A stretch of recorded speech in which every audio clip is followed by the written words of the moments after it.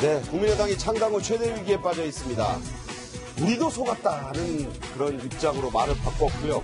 갤럽이 내놓은 지지율 조사에서 당이 세워진 이래 가장 낮은 수준으로 지지율이 폭락하는 그런 지경에까지 이르렀다. 자, 바로 이 주제입니다. 네, 이른바 문준용 제보 조작 사건이 국민의당을 창당 후에 최대 위기로 몰아넣고 있습니다. 네, 안철수 전 대선 후보가 조작 혐의로 구속된 이유미 씨로부터 문자 메시지를 받은 게 최대 화제로 떠오르고 있는데요. 자, 이런 내용이었습니다. 네, 바로 검찰 소환을 앞두고 이유미 씨가 안철수 전 대표에게 문자 메시지를 보냈습니다. 바로 지난달 25일 제발 고소 취하를 부탁드린다. 이 일로 구속당한다고 하니 너무 두렵다. 이렇게 문자 메시지를 보낸 겁니다. 네, 당사자인 안철수 전 후보 문자를 확인한 것은 맞다. 이렇게 인정을 했습니다. 하지만 무슨 뜻인지 이해하지 못했고 단문도 보내지 않았다. 김관영 의원을 통해서 이런 입장을 밝혔어요. 저는 저 말이 좀 이해가 안 되는 게 확인했다는 거 분명하고 본인이 시인한 거 아닙니까? 네. 그렇다고 하면 이해가 안 됐다.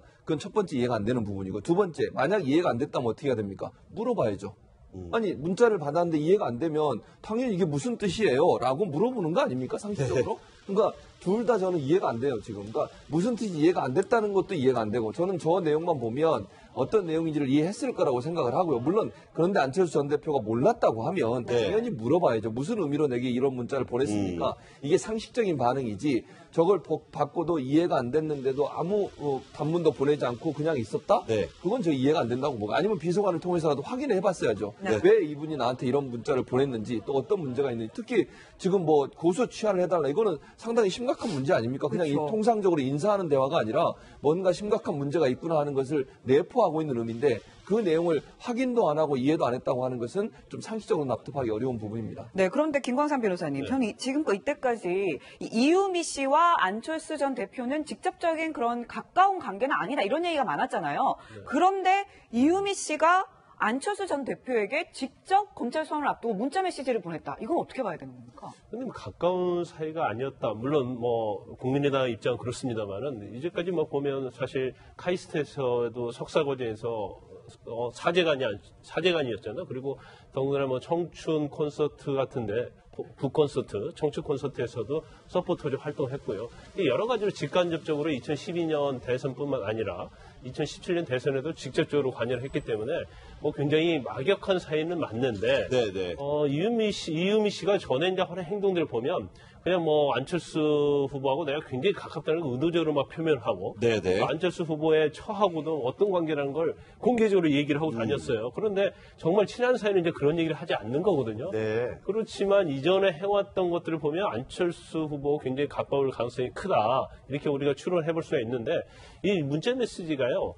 지금 내용을 보면 제발 고소 취하를 부탁드린다. 2일로 구속당한다고 하니까 너무 두렵다 이 얘기를 했잖아요. 네. 그럼 본인이 구속당한다는 걸 어떻게 알았을까요? 근데 아마 제가 볼 때는 이용주 의원, 그러니까 공명선거 대책위원장이죠. 그렇죠. 추진단장, 국민선거 추진단장하고 이미 이 얘기를 했었고, 이용주 의원이, 이렇게 조작이 됐다고 한다면 적어도 징역 3년 이상 갈 것이란 말을 미리 해줬단 말이에요. 네네. 그러니까 본인 자체가 검찰에 불려가면 이제 구속당한다는 걸 알고, 안철수 전 후보한테 SOS를 친 거예요. 나를 좀 도와달라. 예. 그래서 본인 입장에서는 이제 고소 취하 의미도 좀 모르겠어요. 왜냐하면 고소 취하를 부탁드린다는 것은 취하를 할 수 있는 사람의 어떤 권한이 안철수 전 후보라는 생각에서 취하해달라는 거 아니겠습니까? 네. 그러면 국민의당에서 고소 취하를 하게 되면 결국 민주당에서도 거기에 대해서 별로 그렇게 공격하지 않을 것이라 그런 의미인지 네네. 약간의 이게 문자 자체는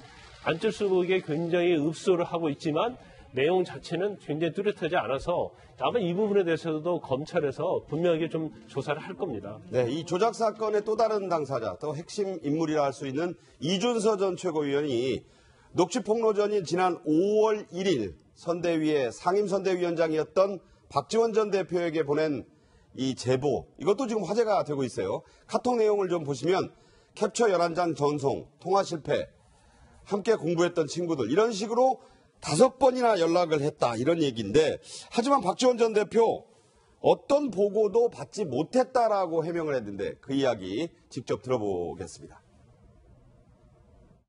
저도 그런 충격적 내용을 보고 깜짝 놀랐습니다. 2, 3일 전에 당직자로부터 이러한 일이 있다라는 보고를 받았습니다. 저에게는 전혀 보고한 사실이 없고 그 내용도 몰랐습니다. 그래서 저는 지금까지 검찰 수사가 진행 중에 있지만은 최소한 보고나 내용을 받지 않았다 하는 것은 분명히 밝힙니다. 저는 안철수 후보도 보고를 받지 않았을 것이다 이렇게 확신하고 있습니다.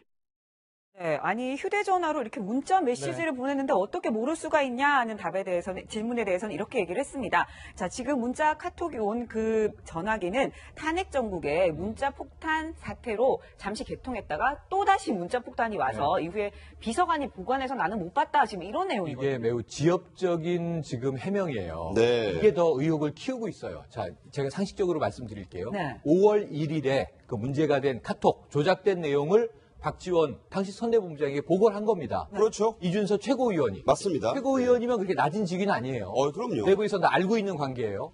저 번호는 탄핵 정국에서 새로 만든 거예요. 근데 또 노출이 돼서 문자 폭탄이 왔대요. 그러니까. 근데 안 쓰는 전화가 아니라 쓰는 전화예요.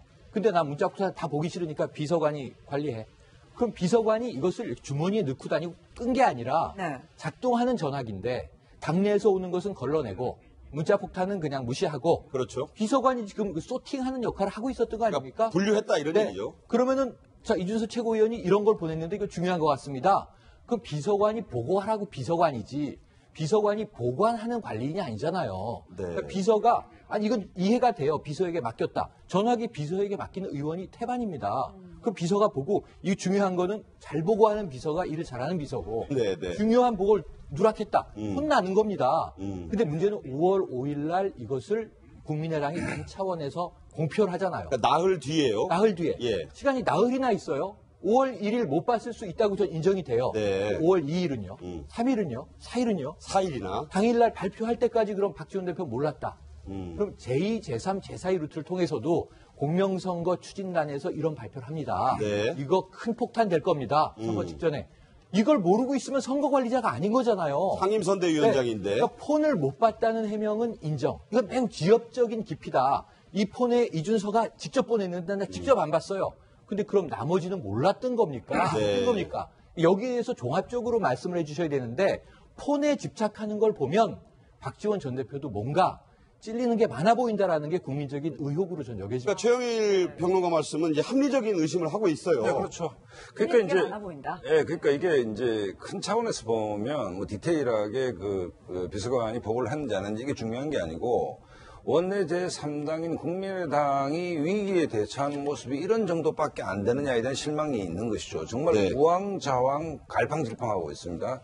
그다음에 책임 있는 그 박주선 그 비대위원장부터 이용주 의원까지 뭔가 정리하려고 얘기를 하고 나면 다음날 또 다른 문제가 불거지는. 네. 그러니까 우리가 위기에 대응할 때 뭐 늘 항상 하는 얘기가 선제적이고 과감하게 그걸 끊어내야 된다라고 보는데. 그러니까요. 당의 주도적인 그 정치인들이 나와서 해명을 하고 나면 다음날 새로운 문제가 불거지고.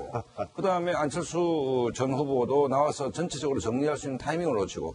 그렇다고 본다면 정말 그 공당으로서 위기 관리는 게 이것밖에 안 되느냐에 대한 실망들이 있는 것이고 정말 이 문제는 국민의당이 갖고 있는 그 민낯을 좀 적나라하게 보여주면서 정말 당의 그 어떤 존립 자체가 뿌리째 좀 흔들리는 상황이다 이렇게. 예.